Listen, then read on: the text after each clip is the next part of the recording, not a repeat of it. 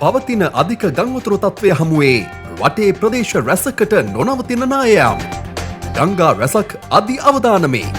මහා ගංවතුර තත්ත්වයන් ගැන ප්‍රදේශ රැසකට නිවේදන නිකුත් කෙරේ. විපතටපත් ජනතාව බේරා ගැනීමට රට පුරාම විශාල මෙහෙයුම්. සතුන් බොහෝමයක් ඒ සමග මුදා ගැනේ. අයහපත් කාලගුණයේ හේතුවෙන් මියගිය සංඛ්‍යාව 153 දක්වා ඉහළට.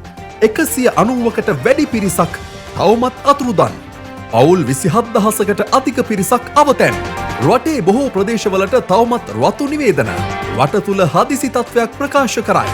ගෙවුණු පැය 24 තුළ මිලිමීටර් 220ක අධික වර්ෂාපතනයක්. ඉක්වා සුලිකුණාටුව මේ වන විට දිවයිනෙන් ඉවතට. වර්ෂාව අඩුවන ලකුණු. සියලු දෙනාම අවධානයෙන් සිටින්න.